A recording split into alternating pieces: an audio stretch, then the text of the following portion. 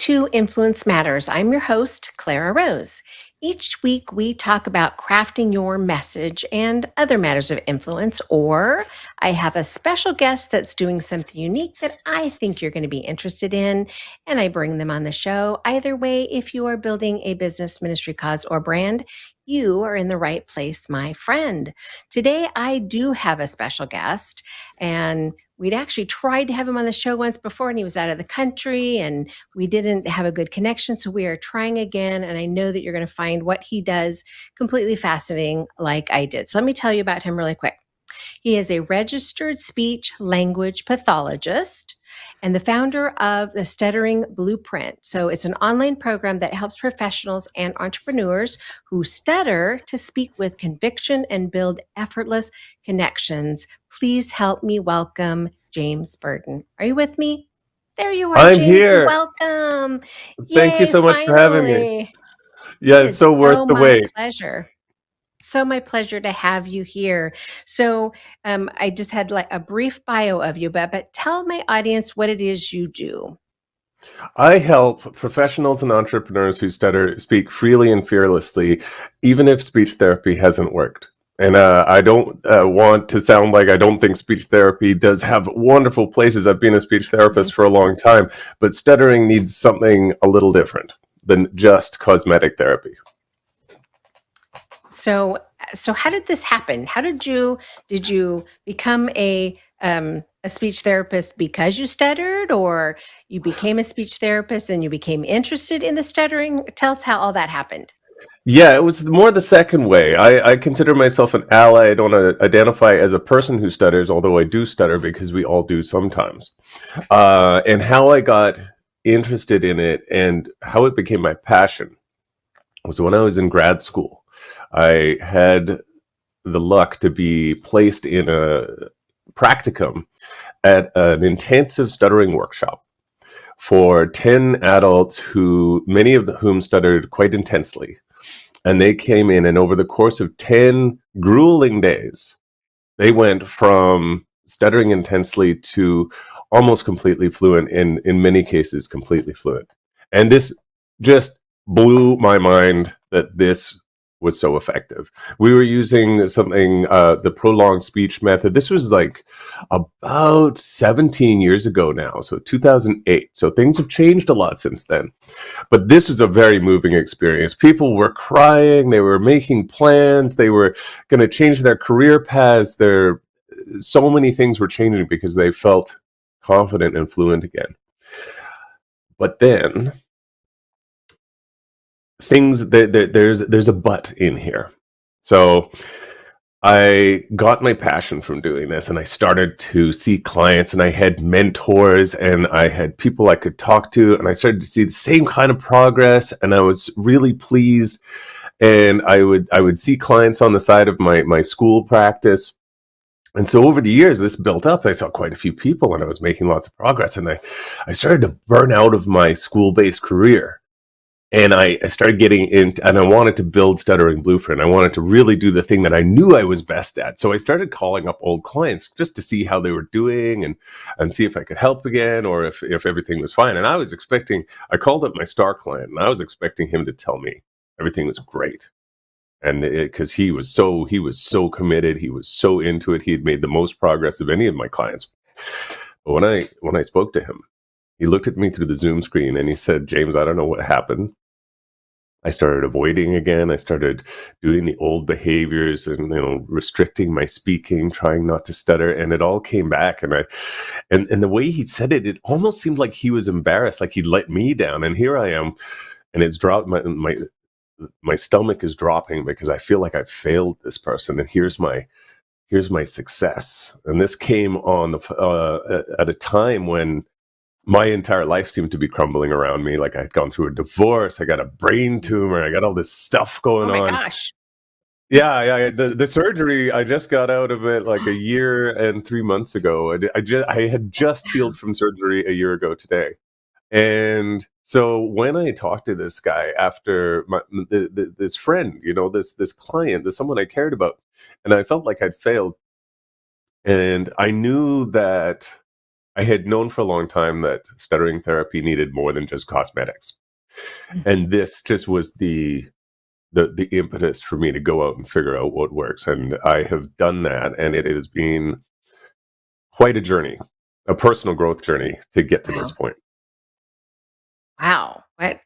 And when we talked originally, I know that you touched on some of those things, but really hit me when you said how emotional it was originally when you were in school and you did this therapy with people. They're crying and they're making plans for their future. How much stuttering really does impact people. We all do stutter a little bit, right? Just in the older I get, I think the more often I have those moments where I forget I forget what I'm trying to say or whatever it is, and I kind of stammer and stutter. And when you're trying to conduct business or you're speaking publicly, you're like, oh, that didn't feel very good, right? But for somebody who that is such a part of their life, I could just feel how impactful that transition, right? It's like you're you're saving them from an existence and giving them hope, and that's super powerful, right? Well, I um do hope I can give people hope, but I'm not here to save anybody. I want to well, make that right, clear right, because right. really the when I work with a client, they're saving themselves. I'm just here to Mm. guide, and if I'm invited to help, I would love to, but um, I don't fix people. That's not a Right, thing. I right, I get that, yeah. it's a Right. guiding to really what it's become for me now is much more about self-actualization. Like in the Jungian, if you're familiar with Carl Jung and his effect on psychology, it's about, yes, obviously we can do speech work, and that is very Mhm, necessary for people who are in crisis. I need something that's going to mhm. control my speech now. Let's do that. Okay, Right, and I will do that. But right. where the long term progress comes from, where the real progress is the shadow work. And so Jung really is like on this line between psychology and spirituality, and what he Mm, talks about in shadow work is those traumas that we have growing up, and people who stutter tend to have those around speech. People correcting them, telling them to slow down, and there's mm, this over time learning that the way that I speak or the way that someone who stutters speaks mm. is not correct, and that in order to speak correctly, they need to do something about this, and that kind of pressure that creates opportunities for shadow to appear, and if we don't deal with that, then anything that we do on the surface Mm. will eventually deteriorate and return to the same kind of behavior or the same kind of experience, emotional experience that my client went through. Getting control of it and then Right, losing that control and then and feeling losing. like he failed. And Mm, that the interesting. shadow work there is what I am much more interested than the cosmetic work. Although I do think it's important to provide that for people in crisis. Right, if you're in that moment, and yeah, I didn't mean to make it sound like you're saving the day, but really No, you're no. offering hope where they have felt hopeless. I find it interesting that um, things that get, like you mentioned, someone correcting someone or slow down. What makes somebody like I was totally that kid, right? Slow down, Clara. Breathe, right? Take a breath because I Right. was tick, tick, tick, tick, tick, right. But it didn't affect me in that way. People telling me to slow down, take a breath. Clara, 100 miles an hour with my hair on fire my whole life, right? So I'm just that girl, like that report card. Clara talks to everybody, right? We have to sit her in the front of the class because she won't shut up, right? I'm that girl. So what makes me not someone like me not affected by everyone around them telling you there's something wrong with you, right? Didn't affect me, but other people who, is that different personalities or, somebody else might take it and it creates a stutter in them. I find that fascinating. So stuttering is interesting in the sense that it is closely tied to pressure and um, if you're anxious, then it will come out more. But it is not caused by that. But because it has that relationship to anxiety, with that relationship to pressure, and this is the experience that people who don't identify as people who stutter, they understand this and judge based on it. I only stutter when I'm nervous. Therefore, when someone else stutters, they must be nervous. This is the logic. And the people who stutter internalize this, that this is how they are treated, either consciously or unconsciously, by the people in their environment, and that becomes internalized. So even though stuttering is caused by neurodiversity or neurodivergence, which is new, in the last few years, we've started to look at stuttering as neurodivergence, much like Mm. autism or ADHD. That category, though not the same. Um, it is across all cultures. It affects men a little bit more than women, but I believe that a lot of women are just better at masking it, so they're probably underrepresented. So this pattern fits neurodivergence. And if we look at it through a neurodivergent lens, different, not broken, we can do things, we can use therapy like acceptance commitment therapy, use shadow work to begin to unpack that and start to realize that we are not broken as a people. Like, many people feel broken in different ways, but people who stutter often feel broken around the speech. And to realize that's not true, we can then make some real progress. But if we're treating it like a medical problem, like there's something wrong with you, that's going to lead to all sorts of micro traumas that make the whole situation more challenging. Wow. It's so much more, so much deeper than you think from the outside, right? As somebody who having experience with someone who stutters, um, so I haven't known somebody who stutters, that kind of thing. So, but just from the outside looking in, you think, oh, right, it's something medical, or you don't know how to classify it. So it's interesting that it truly is something. Um, it's like thought process almost. So it's correctable, right? There is hope for people who stutter, right? They just need the right guidance, how to unpack that, someone to help them with that. Yeah, and I think correctable. It's still, I, not to correct you all about correctable, but the No, no. the idea of something being correctable still sort of fits in this sort of medical. Oh, this is Mhm. wrong and this is right. And I'm sure, and Gotcha. for people listening who stutter, they might be thinking, of course, there's something wrong with me. There's been something wrong with me my whole life. But this is the internal.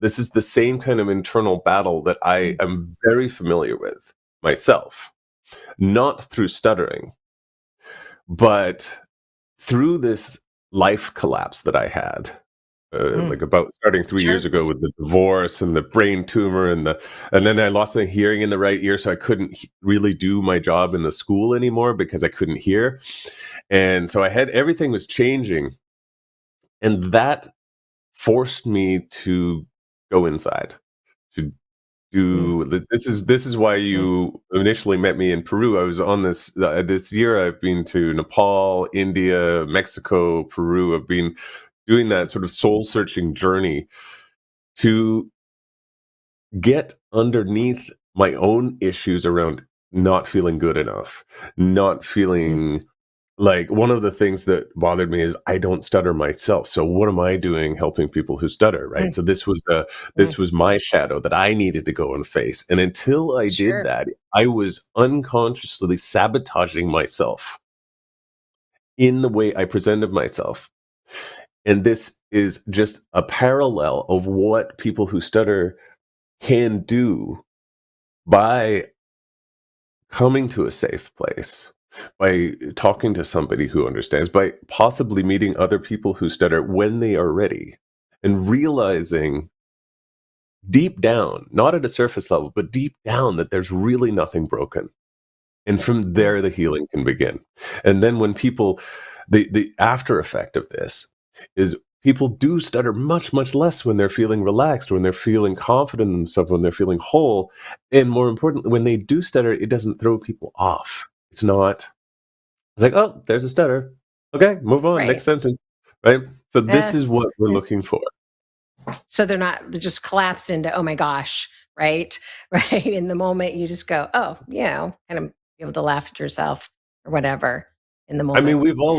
we've all been there. You like, Right. you're up on Right. stage where Sure. you're talking and then you stutter or you forget what you're Yeah. going to say and everything tightens up and you can't think, Yeah. right? You panic. But right, but if we're aware of our shadow, Uh, we're aware of our triggers, we sure. can we can stay calm through that. And Mm, that's what I had to learn in my life. And this travel, the meditation, the going to places, the introspection, that really allowed me to get to a place where I could actually help others. Because if you are broken inside and you're trying to help mm, others, you'll either not be able to help them or you'll burn out. And that's what I learned in right. my previous career. I think all of us have a bit, if we serve people in any way, we have a bit of imposter syndrome anyway, right? So the fact that you were thinking, well, I don't have a stutter, right? That I've overcome, who am I to talk about this, right? I think that's a pretty natural response. That, I mean, we all suffer a little bit from that, right? Thinking that we're not enough or thinking that we're, well, I'm not as good as her or, whatever. I think that we all share in that human experience a little bit. But I can see how this would, stuttering in particular, really be impactful on people's ability to, build the business they want or live the life that they want because they feel inhibited. They feel like, I can't do that, even though they probably could. It's too overwhelming.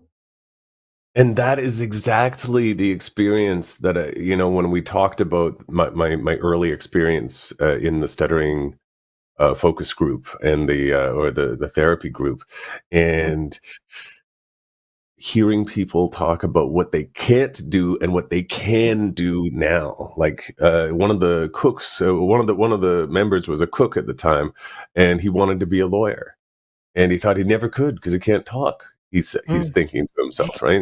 That's what I'm saying. right, But and by the end of this, he was excited to go and apply for law school and just like these lives opening up. I mean, we spend so much of our lives, especially when we're young, defining ourselves. mm, What true. I can do, what I can't do, setting up limitations, in the guise of reasonable expectations. But these are the things that limit us.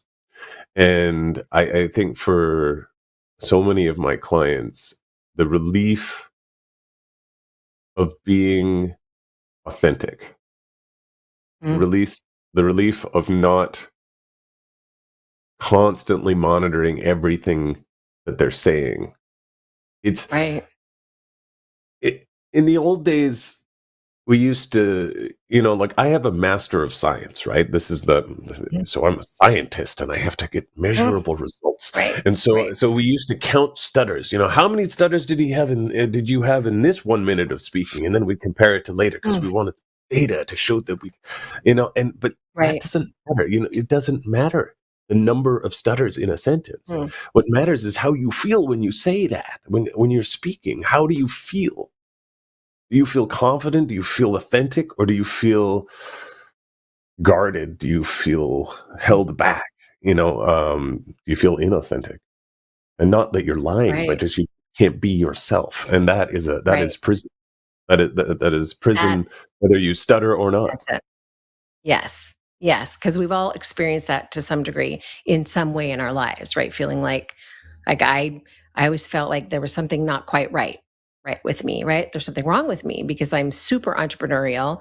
I've been in business since I was 18. It's like 42 years of owning one or multiple businesses. We have 3 currently, right? And so for years I thought, what is wrong with me? Right? I'm scattered. I'm all over the place. I see something new and I'm like, ooh, I could do that. And so I go do it. Right? Like, that's a business. So I go do it. You're like, what's wrong with you? And I really thought, right? I just was a little all over the place until, I started doing assessments and figured out, oh, I'm just wired differently. That's all, right? I just think differently. I process differently. I think I can do anything, whether I can or not, right? And so uh, being able to let go of that and say, yeah, this is so I'm a serial entrepreneur, right? Or I'm a little crazy. We have several businesses, right? We're crazy people, and you know what? This is who I am, and I'm okay with that. So getting to a place of acceptance of who you are and how you're built, I think Yes. I think that's huge, right? So sounds like the Stuttering Blueprint really helps people reach that spot, right? Yeah, and the word acceptance. I wanna hone in on that for 1 second because I in the stuttering world that I've seen, because I'm on forums and keeping my finger on the pulse of what people are thinking about. If you use something that the word acceptance, you'll get resistance because people don't always want to accept that they stutter, and I have every sympathy for that. I get it. I didn't want to face my shadow either. I mean, stuttering doesn't have to be a shadow, but it often is. It is that's part of ourselves that that people are hiding. Just as I hid the insecurity, got put up a good face and do some good marketing and show how great I am. Underneath, I'm like, oh, can I even do this? Like if you if you don't address that, it's going to keep coming up whether you want it to or not. So, acceptance. When I say acceptance, I'm talking about self acceptance, self actualization. You can accept that you stutter and still do something about it. It doesn't have to be one or the other. But the way you approach it, if you accept it, is going to be very, very different than if you are approaching it with resistance. And if you're approaching it with resistance, like pushing that beach ball underwater, it's going to pop back up on you. And that's what happened to me in my journey. I tried to resist and suppress things, and they just kept coming back until I dealt with them. Mm, right. Just like your client who, right, clearly was shoving it down, right, and Yeah, everything fell yeah, apart and it popped back up, right? yeah, Um, so, before we run out of time, talk a little bit about the your process with people. So you have this online program. Um, just a little bit of information so that people don't go, oh, I don't know, that sounds scary. yeah. Well, it does sound scary to a lot of people, absolutely. So I want Mhm, people to understand that this is a gentle process. It has to be gentle because I have tried it the oh you can do it kind of a way, and it just mhm, doesn't mhm, doesn't jive with people, and I completely understand. This isn't about coaching. There's nothing wrong with coaching. The coaching has its place. mhm, This is not about coaching. This is more like a guidance. This is more like I'm here for you when you're ready, and you may come. You may need a lot of time to think about it. So if you go to stutteringblueprint.com, there's two options. You can email me, or you can sign up for a once a week newsletter, which isn't there to pepper you with, come on, let's go do this. It's more like, I'm here when you're ready. I'm going to send you a story here, a story there. And when people have had some time to process, then they can come, and then we have a free session. We see if it's a good time, if it's a good fit. There are buy donation sessions if people just want to just try it and see, like I'm not going to sell you this giant package and expect you to show up, like a gym membership. It just doesn't work like that.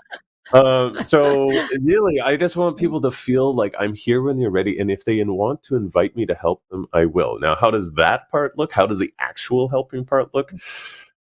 First off, we got to see where people are at, because we have to mhm. meet people where they Sure. are.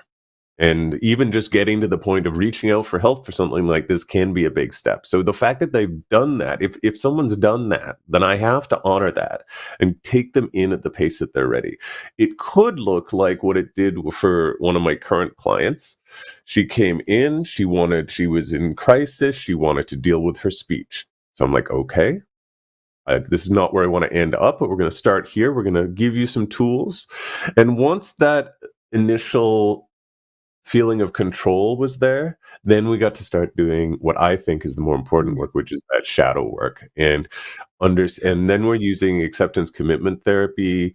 So acceptance commitment therapy is it's like an offshoot of CBT, or cognitive behavioral therapy, and it's basically about being able to observe our thoughts and our feelings and our discomforts without reacting, and to develop a Gotcha. sense of Okay. e- equanimity towards unpleasant sensations, and begin to unpack the shadows around that, which isn't always deep psychological work. It can be, sometimes it's about meditation. So this is where it gets different for different people. What someone Sure. needs in the moment is going to be different what someone else needs.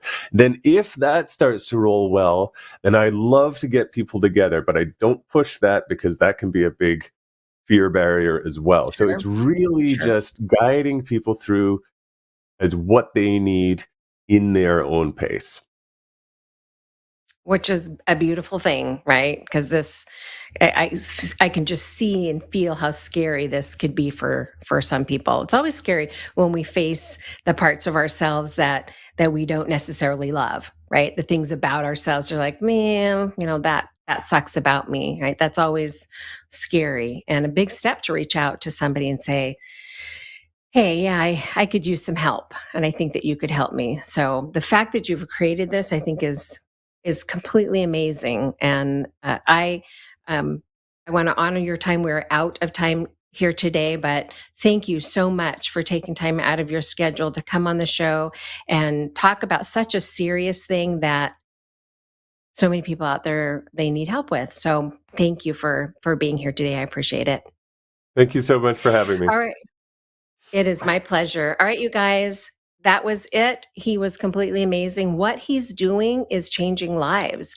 And he's, super careful to go, oh, but I'm just a guide. I'm not saving the day or anything. But if you find yourself in that situation where it's just something that you struggle with, there is hope, there is help. And I would encourage you to reach out to him, of course.